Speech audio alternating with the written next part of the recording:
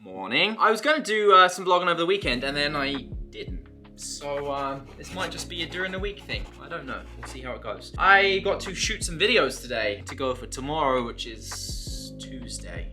Regular video for the channel. I think I'm going to do some content with the ZV-1 and I want to do a minimal FX3 rig as well. So that's what we're on today. Also need to figure out and plan this video, which I can tell you briefly about. Basically, I want to come up with a way to see if it's possible to use your AirPods as like a wireless monitoring tool. So yeah, I think it kind of is possible with some caveats, but we're gonna try it and we'll make a video. One of the issues with all these little adapters and things is, yeah, they all work, but they're all gonna have some form of a delay. Listen how cheap that is. They're all gonna have some form of a delay, so I bought a bunch to try and figure out which one will have the least delay, which will be the best one to use if you wanted to do this as a solution. Some of them are also huge and some of them not so much. Like, look at the size of that one compared to that one, and they do the same thing. This one I already tried and it straight just doesn't work, so don't bother with that one. No matter what I do, the studio is always a mess. Like, as soon as you finish one video, it's tidy it up and get ready for the next video. But it's just always a mess. This is the minimal rig that we're gonna be making a video about for the FX3. But before we do that, I've got to go out and meet Garrett to pick up the A7S III that he rented off me over the weekend. Definitely seem to have figured out the settings a bit better on the ZV-1 now. Aperture priority is for sure the way forwards. It just looks a bit nicer and it seems to handle things a little bit better as well. Like, I can see in the window there, it's a little bit overexposed, but I think I can deal with this. It's still better than the alternative, which is the massive A7S III or FX3 rig.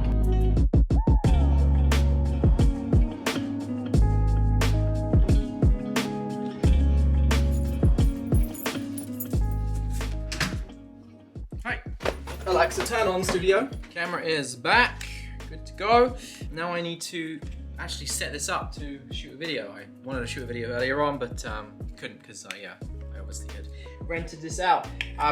Pro tip for you, if you ever do rent out or loan your equipment to other people, everyone sets up their cameras differently, and I would expect anyone borrowing equipment to use it how they want to use it. So back up your settings. You can just literally copy the setting file from your camera, put it onto your computer, keep it there, and then transfer it back on, and I have all my settings back. So inside this folder right here, you see there's some settings? That's the setting file right there. But if you just take this folder, copy it, and then go to the memory card, you'll see there is another Sony folder there. Delete that one, and now paste your one. There we go. Memory, setting, load, and then that's the settings I backed up the other day. Restore that. It'll reset the camera, and all your settings are back on there. I need a top-down shot today, so I might actually try out using the ZV-1. We got this all set up and ready to go, so seems to be, this is a really hard angle to talk to the camera on. Time to film a video. Probably not the most flattering of shots in this vlog, that's for sure. Alright, video's shot. I've actually edited most of it now as well. But I need to do like one B-roll bit of it, like spinning round. So I've got to find a way to get some video of this spinning around. Problem is this handle kind of sits. It doesn't sit nicely. You need to use the Lazy Susan. She's basically this thing. So sitting down, you can, doesn't work very well on a couch, but people use it for B-roll so you can spin. It just looks stupid because it has to be at an angle like that, and it's gonna be really hard to take a photo for a thumbnail as well. I didn't think of this. What can we do? That one. So I'm looking for short NATO rail. I guess I don't have one. Found it.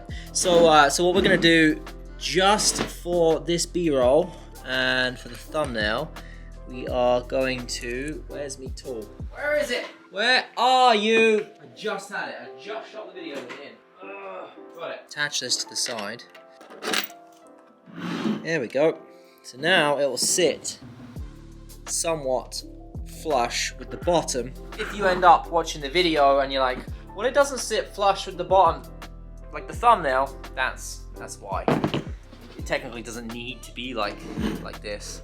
But if you did want it to be like this, then you just need to screw in an A to a rail and that'll fix it. If in doubt about what lens to use, 24-7.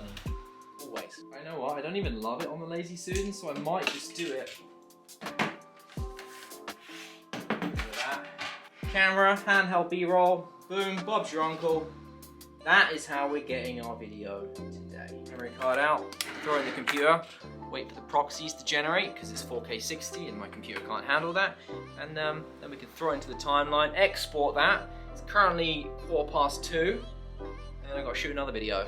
And then prep for tomorrow, thumbnail. It's Monday, it's already a busy week. So this is what I did, and I don't love it. I think it would be way better if I could show the handle rotating in the intro. So I've got an idea. So we need you. So with this slider, I can do exactly the same shot, will be exactly the same amount of time, every single time, consistently. There shouldn't be any changes, so I can blend shots together. So in theory, I can have the handle like that on one shot, then have the handle like that on another shot, then have the handle like that on another shot. And when I blend them all together like a dissolve, it'll look like the handle is kind of rotating as it's moving. So that's what I think anyway. We'll see if it works. Stand by. I'm going to do the shot once, and then I'll do it again, and then I'll move it, and then I'll do it again, then I'll move it, and that should work. Fingers crossed.